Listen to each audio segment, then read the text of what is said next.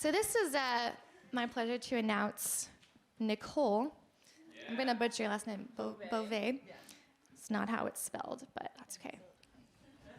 I met Nicole earlier this year. She came out for the launching of Influent, actually, and we met, and I've been so inspired by who she is, and just your hunger and tenacity for life and exploring everything in front of you. She was telling me last time, she was like, yeah, I'm taking this what's the course is called? Master class about acting, and then about candle making, like random things, like just anything that's interesting. She just goes after and learns everything that she can. So it's a treat to hear from her today. She's also a former soccer star, retired now, but long career in that. But she's right now the recruiting manager for Gallo Winery, which is the largest family-owned winery in the country, and has really been developing there over the past couple of years in their leadership program and being able to get exposure to all these different facets of running this business on a big scale. And just the leadership experience that she's gained from that is, comes out in the things that she does. So, sales experience, management roles, recruitment, you've really gotten a taste of all of it and picked up lots of lessons along the way. So I'm super excited to hear from you this morning. Thank you. Appreciate it. Thanks, guys. I do have a PowerPoint for us, so we'll get that pulled up here in a second. So excited to be here. Thank you for having me. Oh, you're totally good. Okay, cool. Let me just plug this in. I'm really bad at multitasking. 1 second.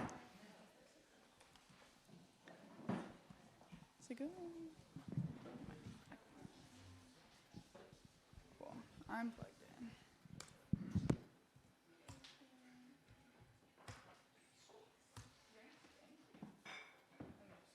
in. Log into my screen here for a minute.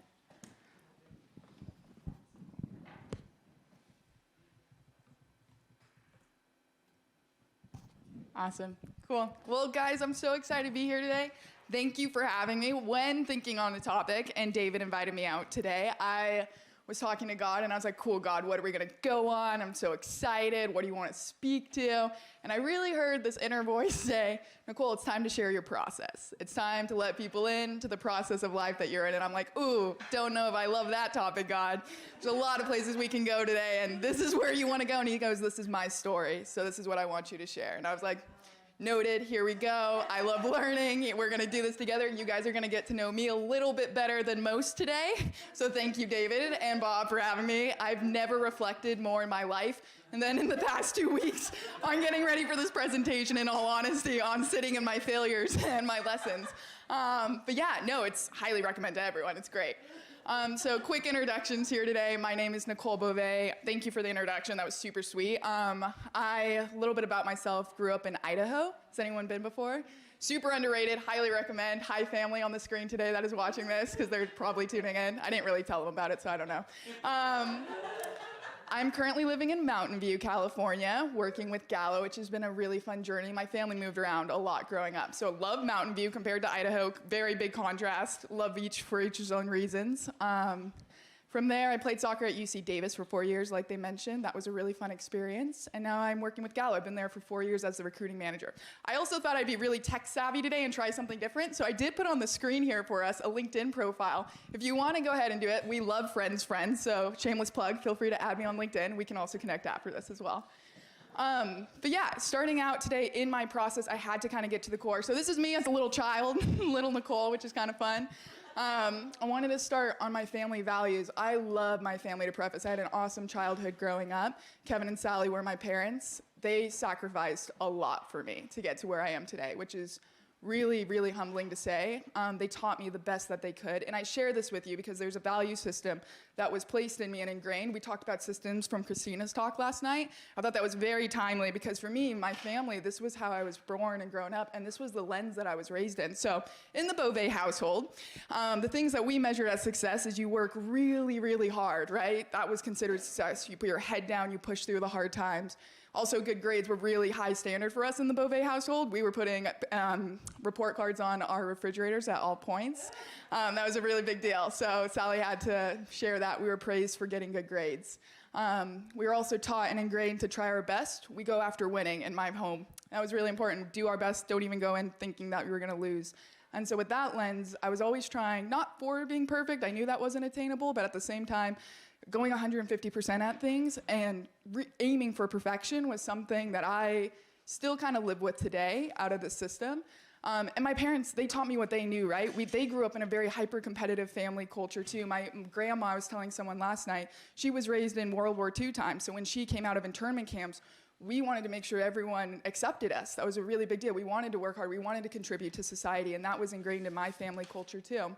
And so while they taught me their best, that's something I've definitely been battling with every season I go into in my life. When we talk about losing voices, yeah, you would not find me on the stage 4 years ago today, because I really did lose my voice in systems where I walked in and I disqualified myself a lot because I was like, I can't speak in this room. I'm going to lose.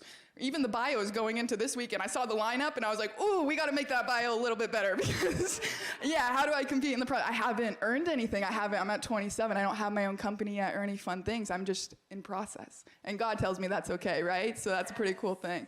So that being said, here's a picture of me playing soccer growing up. I want to share a little bit more now that you know the lens that I lived in. There is a story in here. We're going to learn about some of the failures I've been through. And hopefully my goal of today is that each of you, if you experience failures or some of the learnings that I've gone to, know that, one, you are so not alone in this process of life. And two, I hope that we can find some treasures in this that we can unlock together. So there's something called a teaching failure. I knew this was going to happen. It happens every time. I don't know how to fix that. So teaching failures, if you didn't know, is something that someone else's failures can't teach you, that you have to go through on your own.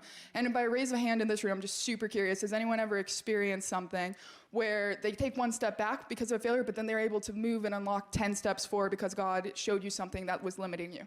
I see a couple hands. Yeah, cool. For me, this was my 18 years in soccer. So for those of you that know my story a little bit, I've been at UC Davis. Let me tell you, the sports arena, if you haven't been an athlete, winning and losing is the metrics of everything.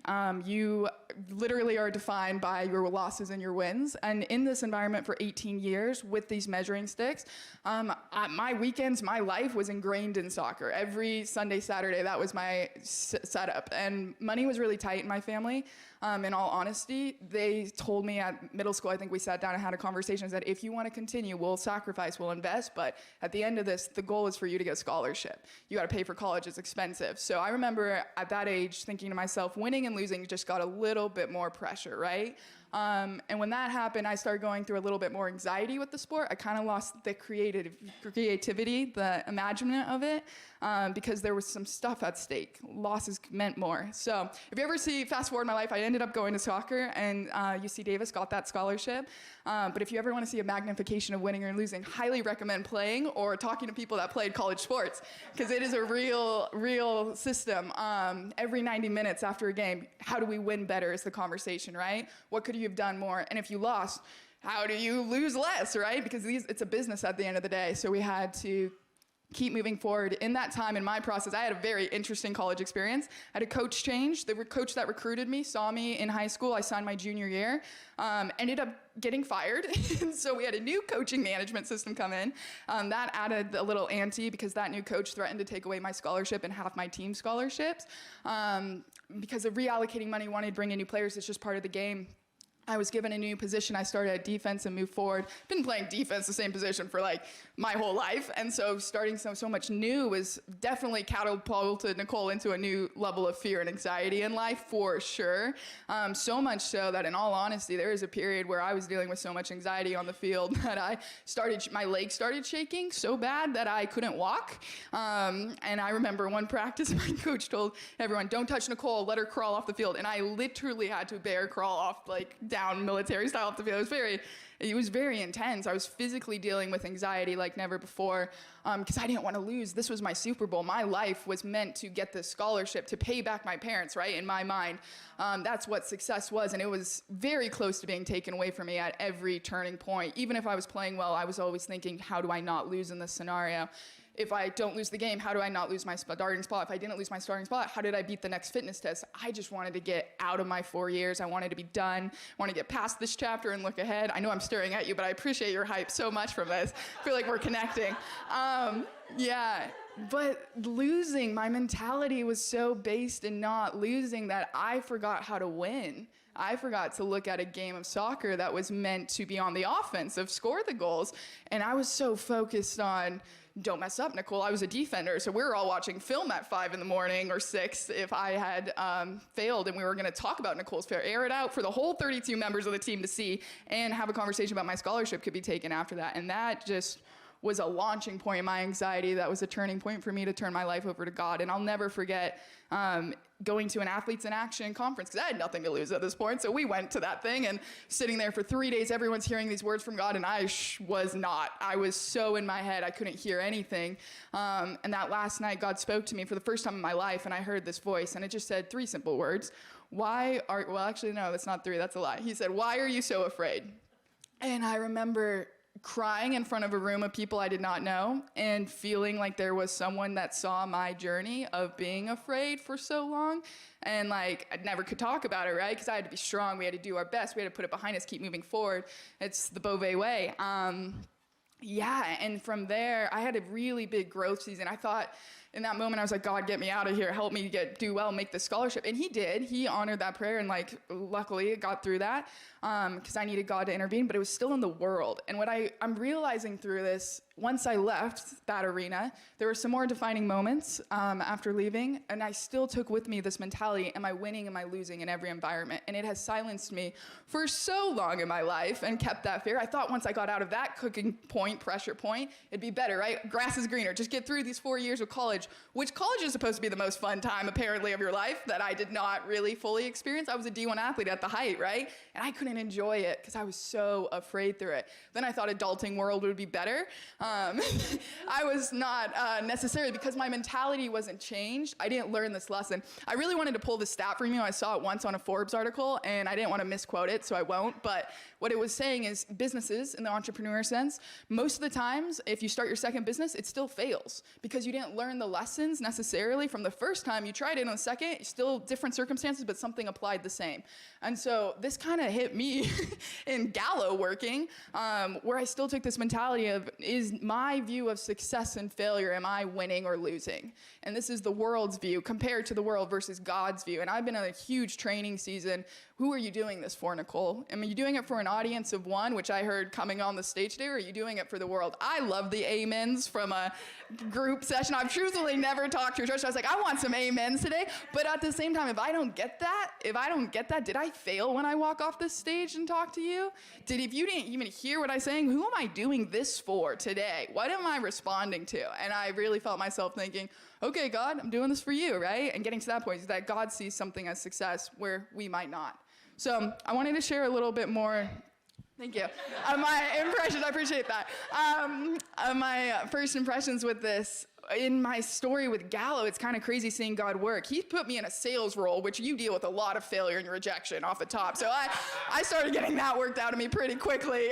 Sales is not for everyone. It is hard. We deal with a lot of, you have to get a thicker skin, and people-pleasing came off of me. I started not caring as much what people had to think of me because I couldn't please everyone. So that was interesting. When I first got in, it was really, really hard. I was in the back room of a grocery store. I was telling Jason at 5 a.m. And 4 or 5, I was waking up every day for a year and a half of my life, and I was pitching to these store managers at the grocery stores, Walmart's, back rooms of Safeways, throwing load with them, trying to get them to talk about business, which was so challenging and rewarding at the same time. And I had this moment because I wasn't hitting all my numbers at first, and I was in the Safeway parking lot, and I said to God, like, why am I here? And I heard God's voice say to me, Nicole, you're here to learn how to pitch me. And that was it. My standard went from cases at the worldly level, this was success at Gallo, you hit your numbers, to now my job is to, a success in God's eyes is something different than what was defined to me in my job. And that gave me motivation to continue this thing because I felt a higher reason of what I was doing, why I was doing it. In 2019, just a little more trajectory on the inside, I had a come to Jesus moment where I was put in a really big test. It was my year-length promotion timeline. I was ready to get promoted. I was at that timeline of talking through it. I had done everything right. My boss pulled me aside, and he said to me, Nicole, you're ready for promotion. You are coachable. You're doing all the right things. You're working hard, right? We're ready to promote you. But the thing is, your numbers, your results aren't, the hiring managers are questioning, can you get the job done at the next level? So what I need you to do is, I'm giving you permission to go ahead and lie, and I want you to fudge some numbers, because everyone else is doing it. And what's happening is, just so you know, like everyone else is lying, and your numbers aren't stacking up because they're real. And I was like, oh, is that what's happening? So I got in my car after that conversation. I've never had a boss. This is my first job in my life because I played soccer. So I'm like, in this world where success is promotion, this was my Joseph story in all honesty, if I look at the Bible and where I've been, because I didn't want to go back to prison. I was like, I'm done being a sales rep. I'm done being in the back room. I don't want to go back, God. And like, that is so tempting to just change a couple numbers, right? And I just heard this voice in the car, and God said, who do you report to, Nicole? Who's your boss? Is your boss going to be me in the business world, or is it going to be your company someday? Is it going to be this? If you flex this in the muscle now, like, this was a huge crossroads for me. And I was like, okay, God. So consequently, I turned down, and I called my boss and I said, I don't feel good about lying. I'm not going to do it. And I did get passed over for that promotion for 6 more months, went back to the prison of sales, which was fine. And I was frustrated. It wasn't fine, in all honesty. I was frustrated. I wanted that promotion. I worked really hard for that thing. And people passed over me that were younger than me. And I wanted to quit. I was looking at new things. I was like, really like, what are we doing, God? Why am I here for a million times? I did not see an ending to that tunnel. Actually, timely, I don't think I ever told you this fully when I was putting this together in my track. 2020, first time I met the Frasers, I went to Denver, Colorado, and one of David's friends gave me a word, and he said, hey, I think you're going to go into a season of promotion. That really motivated me, and I listened to that at night, because on my worst nights, when I'm alone in my room, getting ready to wake up at 4 in the morning, I was in bed by like 7:30, I would listen to this, and I held on to it, and I did get promoted that year. At the end of the year, I got promoted twice. And so, yeah, I got promoted over the people that took the job above me, and I escalated through a program I should have been in for 2 years in 8 months. And people ask me a lot, like, how'd you get there? And I'm like, God, like, I don't know. And I really think he's positioned me. There was a timing reason for that.